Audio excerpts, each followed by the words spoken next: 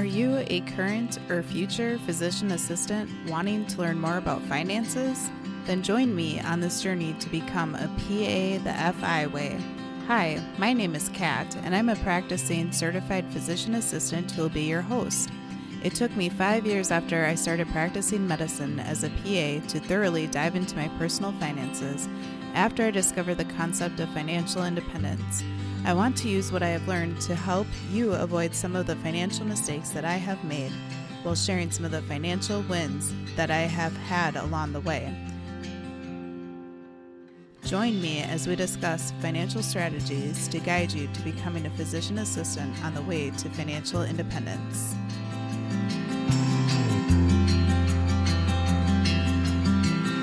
Welcome back, current and future PAs, to the PA the FI Way podcast, your guide to becoming a physician assistant on the way to financial independence. I hope you're all having a wonderful week, whether you're in the process of applying to CASPA, or you're about to start PA school, or you're nearing graduation from PA school, or you're a seasoned PA that loves the specialty that you're practicing in. I am so excited to share with you that you will actually get to hear another voice on the podcast today besides only mine just droning on.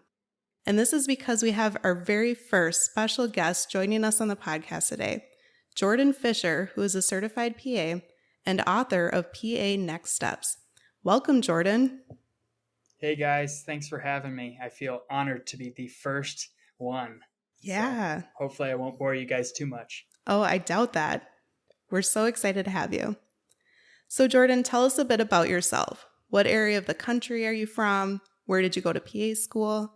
And what specialties have you worked in? So I'm coming to you guys from Colorford, Colorado. I currently live in Steamboat, which is a small little mountain town. And luckily enough, the PA career has allowed me to design my life in a way where I get to live in a town like this and ski plenty. So I'm from Colorado. I went to school at the University of New England in Portland, Maine. After I finished school, I decided to come back to Colorado pretty quickly because that was home, and I had a lot of family here that I wanted to be around. I started my practice in ear, nose, and throat, and that was via my clinical experience. Before that, I was a medical assistant and got hired on with one of the physicians I worked for. And after a year of doing that, I saw myself getting pigeonholed, getting stuck in the ENT field, and I was worried about losing all these skills that I had just learned, so I decided to move on. And from there, I was really kind of unsure of where to go, but I settled on emergency medicine because I felt that that would get me the most exposure to everything else.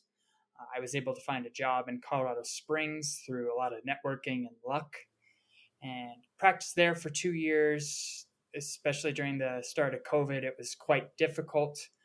Sure. And from there, I kind of made some life changes. My significant other got into nursing school, and we uprooted and moved to Steamboat Springs, where I currently practice in urgent care. Very cool. Very cool. Yeah, I can't imagine how difficult it was working in ER at the beginning of COVID this past year. Yeah.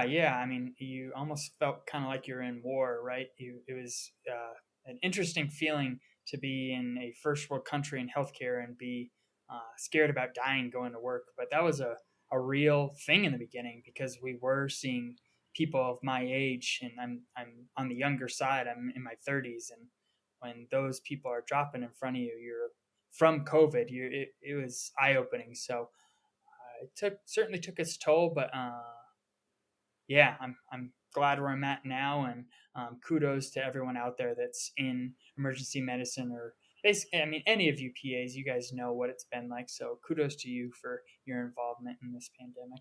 Yeah, certainly. I think that every specialty has had its challenges over the past year or so, some more than others, but it certainly hasn't been easy to practice in medicine the past year. So that's great. Oh, nope. And then you work in education too a bit, correct? What has your role been with that, and what do you enjoy about it? Yeah, so I've been a PA for coming up on 4 years. So in the beginning, I'm sure most of you have felt this way. It's just survival. But after about a year and a half of practice, I started taking on students as a preceptor. And then from there, I've always known that teaching is one of my biggest passions. So I work with Rocky Vista University as adjunct faculty there. lecturing to their students and hopefully soon precepting more of their students. So yeah, trying to give back to the PA community by lecturing and trying to be an upbeat and exciting person rather than some of the boring preceptors we all had at some point. Sure, sure. Yeah, I have been a preceptor over the past 7 years of practicing as a PA also. And my goal was to always try to make the PA students feel comfortable, feel like they can ask questions. And I also say, if you have any non-medical questions you want to ask a practicing PA, let me know too. If there's just some general life questions that you have or even financial questions, right? I think that it's nice to have them have that open communication and to try to make their rotation be a good one for them. So that's awesome. Yeah. Kudos to you. I mean, you know that it's not necessarily easy. It takes time away from your practice, the efficiency of seeing patients, but it really is a great way to give back, and I encourage anyone to do it. So that's awesome. I can't believe you've been doing it for that long. Thank you. And I believe I've mentioned on the podcast that I switched specialties from family medicine to psychiatry just about 4 months ago. So I actually have not been precepting since I've been in psychiatry, but we will see if I'm able to get back into it over the next several months. It sounds like there's been a little bit of a hold at my current company about precepting, but I agree that, every practicing PA, especially if you've been working for a few years, if you're able to go ahead and be a preceptor, it really is giving back to the profession. So that's great. And it makes you a better provider too. Oh, I completely agree, for sure. Awesome. All right, Jordan. And what inspired you to write PA Next Steps? So this is something that was really born out of frustration, and that's through no one's fault. But when I came out about 4 years ago, there really weren't a lot of resources out there. The understandable focus of the programs is to teach you as much medicine as they can and get you to pass the pants, and then their job is done. We really didn't get much career advice of what to expect, how to get a job, contracts, et cetera, et cetera. So as I went through that on my own, I kind of, especially when I was getting credentialed at like my 7th hospital and I was confused and had no internet resources out there of what to do, I kind of vowed to create this resource one day. So for the past 2 years or so, I've been writing this book that really blossomed from, hey, here's what I wish I would have known and the resource I wish I would have had as a new PA. Yeah, that's totally great. I think that we're both kind of on the same page with that too. This podcast and both of our websites probably stemmed from, just frustration as you've learned over the past few years of how to make new PAs' jobs easier with dealing with all sorts of things. So that's awesome. Yeah, there's so much out there about how to become a PA, which is great. But what about once you actually get started, right? I mean, this is a career and we all have to navigate it. And we're all new at some point. So it's nice to have something out there that someone can follow and hopefully benefit from. Yeah, definitely. That's great. All right. And then one of the things that I really enjoyed about your book is the side story that you created about Sam, which is her story as she walks through the next steps after she completes PA school. So who is Sam? Yeah, so I kind of, as I'm writing this, I'm realizing, well, sometimes can be dry stuff to some people. And so a narrative format really tends to grab people's attention a little bit more. There's this great book. It's called The Latte Factor. I don't know if you've heard of that. No, I haven't.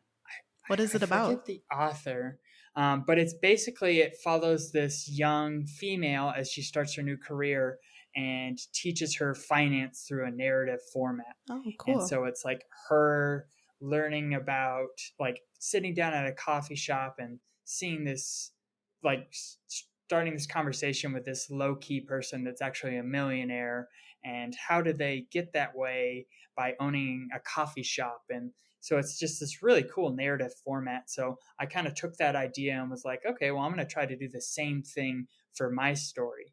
And so it is a a fictional story, but Sam was actually my best friend in PA school. So she ended up being the main character.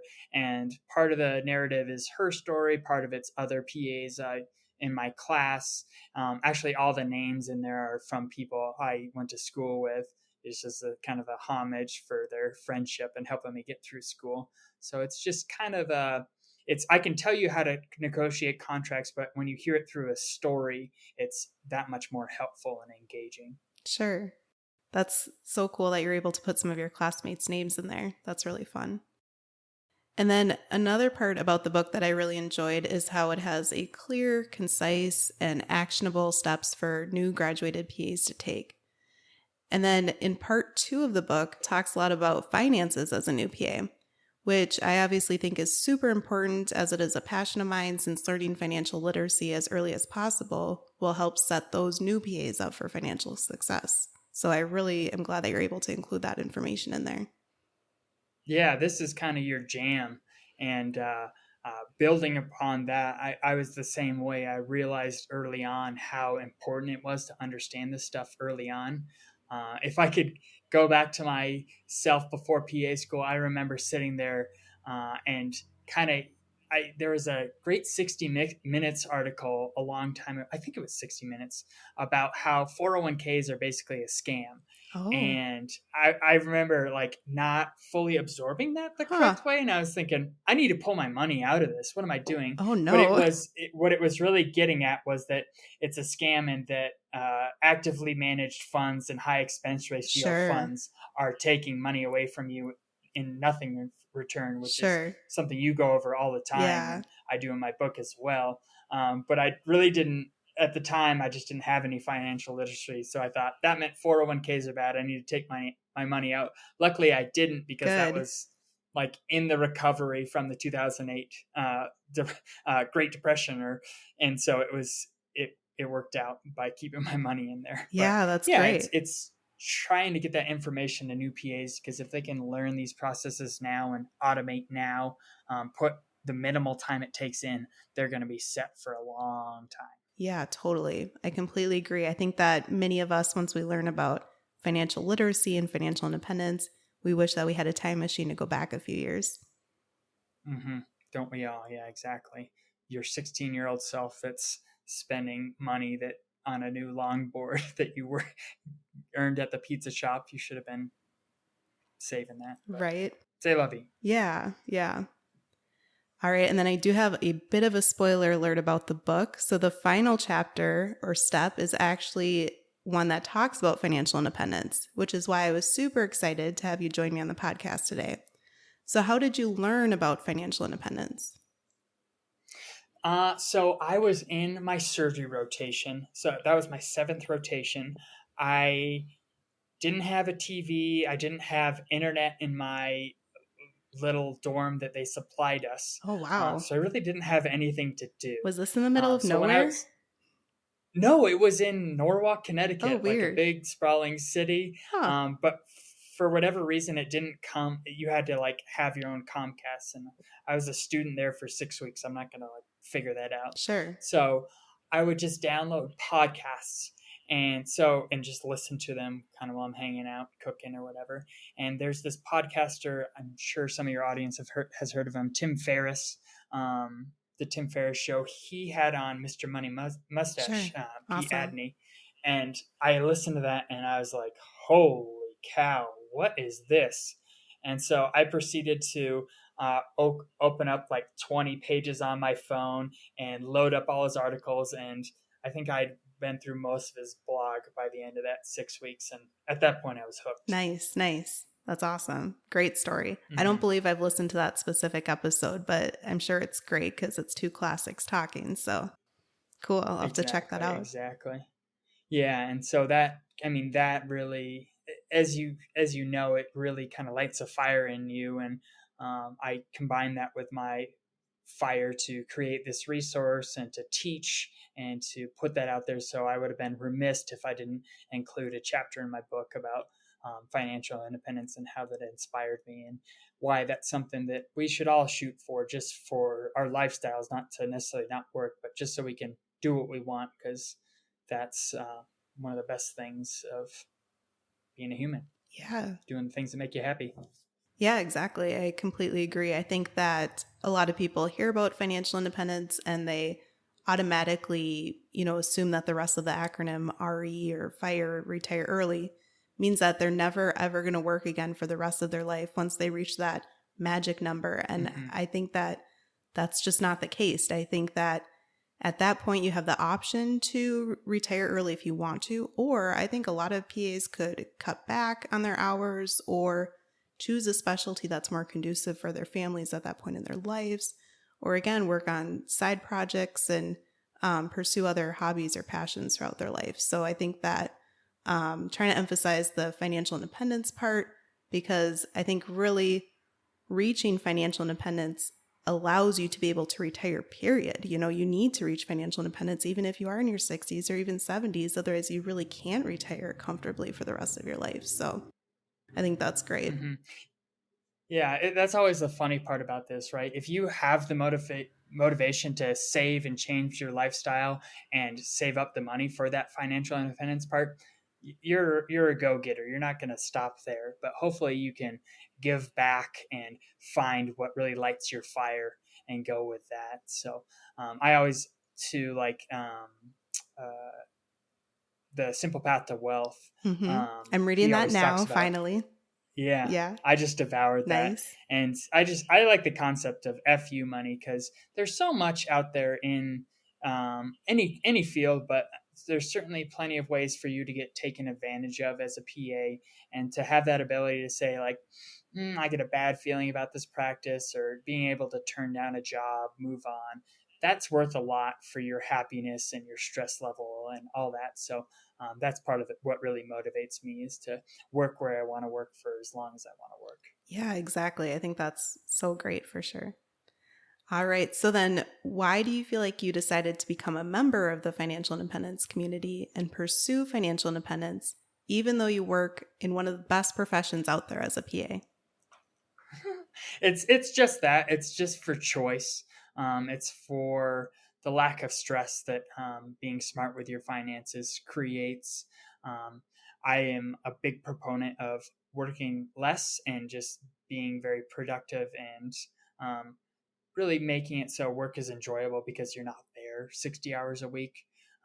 So for me, I have almost always worked a 4-day work week, and look to continue that because I think there is a lot to say for having those extra days off and just being able to do things that recharge you and make you happy, and then bringing that happiness back to work that makes you a better provider when you're happy and excited to be there. Yeah, that's awesome. I have worked for a 4-day work week for, I believe, almost 5 years now. It's been quite a while. And it was... Can you imagine going back? Right? No way. And it was the 40 hours. It was a full-time gig for 4 days. And those days were long, but my day off was so precious, and it still is.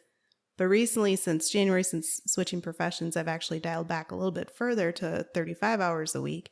And that has been awesome too. And then I still have kind of a casual position that I can pick up here and there as a PA. So even though I'm working less technically with that, it might be about the same. I don't really know. But I think that that's a huge life hack as a PA. If you are able to find a 4-day work week anywhere, I would say take that if you can, because it really is amazing what having a day off during the work week can do for you. So that's great. Yeah, really part of the benefits, or one of the many benefits of being a PA. I mean, I remember in emergency medicine, the second I hit that year mark and I was able to decrease how much I was working, I was there. I decreased my shifts just because, I mean, medicine is hard and taking care of patients is hard, and there's a high burnout level in medicine for a reason. So you need to take that time for yourself, and when you have your finances in order, it's much easier to take that time. So I'm on the 312 train now and loving it. So yeah, that's awesome. So what are some of your favorite financial independence life hacks that you've implemented over the past few years? I am really just getting on board with automation nowadays. I find myself, I am regularly increasing the amount that's taken out of my paycheck and putting in my retirement accounts. I have like of course, all my bills set up that way, all my credit cards set up that way, and that's a lot of that's from "I Will Teach You to Be Rich" by Ramit Sethi, and Mm-hmm. he's a huge proponent of that, and Yeah, that's a I'm good so book on board too. with him. Great. Just make your life easy by automating everything. Make that money come out of your accounts before you even get to see it. Oh, for sure. That's such excellent advice. If it's just sitting in your account, it's so tempting to spend it on so many other things, but also it's the fact that you can't be lazy. You have to take the step to move it out of your checking account into a retirement account or a brokerage account or whatever you're trying to invest in at that point of your life. And if you have automation set up, it just makes the job easy for you. So that's great advice. Yeah. Any little roadblock that you can avoid is going to set you up for success. So I'm always trying to add those wherever I can. You're so right. Yeah, definitely. And then, Jordan, you mentioned on your website, panextsteps.com, that you've used travel rewards or travel hacking with credit card points to fund a trip to Patagonia. So that's amazing. Tell us a bit about your trip and how you use the strategy of travel rewards to fund your trip. So yeah, I'm glad you asked that because it's so relevant to the PA profession. I did this in between moving from ENT and to emergency medicine, and with the PA profession, there's oftentimes a layover period between starting jobs, and usually that's due to credentialing and getting everything in order. So you're usually going to have some extra time there, and I recommend you really take that time. So for me, I took 3 weeks and went down to Patagonia. I had saved up my credit card reward points from the Chase Sapphire Preferred, or it was the Reserve card at that time. Cool.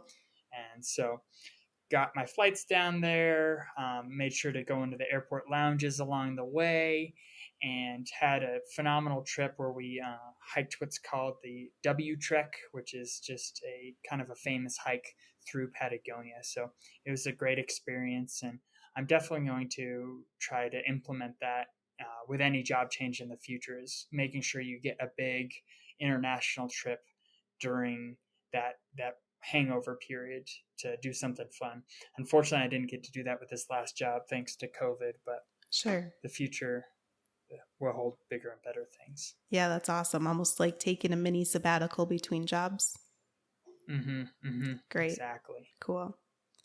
Well, Jordan, I want to thank you so much for joining us as our first guest on this podcast. Before we wrap up and let our listeners know how they can obtain a copy of your book, do you have any last-minute words of advice for new PAs just starting on their journey as new providers? Yeah, it's hard and it's scary, and every single one of us have felt that way. I think the biggest thing when you start your job is to realize, hey, these are my limits. This is what I don't know. And admitting when you don't know and learning where to go for help, whether that's your supervising physician, whether that's up to date, whether that's calling a consultant. And there's nothing wrong with that. And any good provider knows their limits, and any other good provider is happy to help out a fellow provider when they're in that position. So sometimes consultants may not be the nicest, but you got to do what's right for your patient and make that phone call and get some help when you need it. Exactly. So if I could go back and really whisper that in my ear in the beginning, it's just, hey, make sure you figure this out so you can do the right thing for your patient. And there's nothing wrong with saying, yeah, I really don't know. Let's figure out how to get you some more help. Exactly. That's excellent advice for new PAs for sure. So if our listeners would like to purchase a copy of your ebook, PA Next Steps, how can they do that? Yeah, so go to panextsteps.com. That's my website. I created a discount code for all your listeners. Just do PA the FI way, just all one word, and that'll get you 50% off my book. I think it's a great resource out there in addition to all the content you're putting out.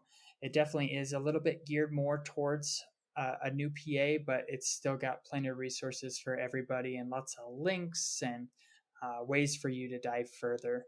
And then hopefully, I wanted to mention this through networking and life, I reconnected with one of my old professors, And we actually just in this past 6 months have put together the PA Blueprint, which is another resource that's really for PAs that are in their career. So Cool. from day one of being a PA. And so we hope to be back on at some point to discuss that, but that's more focused on the PA career. Not that PA Next Steps is not, but it's just taking a little bit later timeline. Yeah, for sure. Well, thank you so much for that discount code to our listeners today. I'm sure they will really appreciate that. And I definitely would look forward to having you guys on in the future to talk about the next project that you've been working on as well. So that's awesome. Thank you so much for taking the time to have me on today. I love collaborating with other PAs, and with collaboration, you never know what's going to happen. And it's just great helping each other out and trying to get more information out there to you guys so you can learn and really just be the best PAs you can be. Yeah, definitely. That's awesome. And then if our listeners would like to contact you with any follow-up questions, what would be the best way to do so? Just shoot me an email at panextsteps@gmail.com. So PANEXT, NEXT, STEPS @gmail.com. Okay. And then I'll make sure to include the link to your website and your social media links in the show notes for today's episode as well. So thank you, Jordan, Great. so much for being our first guest today and for creating this amazing resource for new PAs. Thank you so much. It was an absolute pleasure to be here. Appreciate your questions, and thanks for also being a great resource. PA the FY is putting out some seriously helpful information, so I hope all your listeners are gaining what they can and learning a ton. Awesome. Well, I really appreciate that. So to the listeners today, if you've gotten value out of this episode, please consider sharing it with other newly graduated PAs that you know, such as your PA school classmates. Don't forget to subscribe to the show for future episodes, and consider taking the time to rate the podcast or leave a review with the things that you enjoy about it. It would be thoroughly appreciated, as it would help other PAs find this information about how to be a PA the FI way. Have a great rest of your week. Have a good one, guys.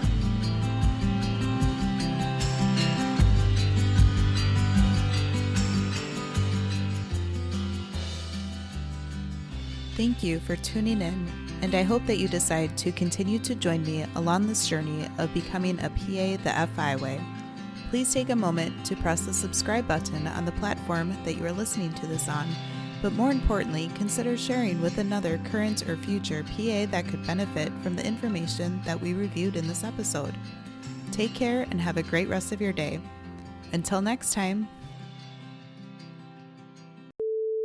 Or if you're a seasoned PA that loves the specialty that you're practicing in. Is there some background noise there? Yeah. Okay. My cool. girlfriend just came out of her lair right as she's doing the intro to the podcast.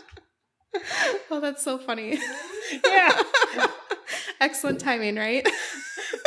She's like stirring her drink. I'm like, God.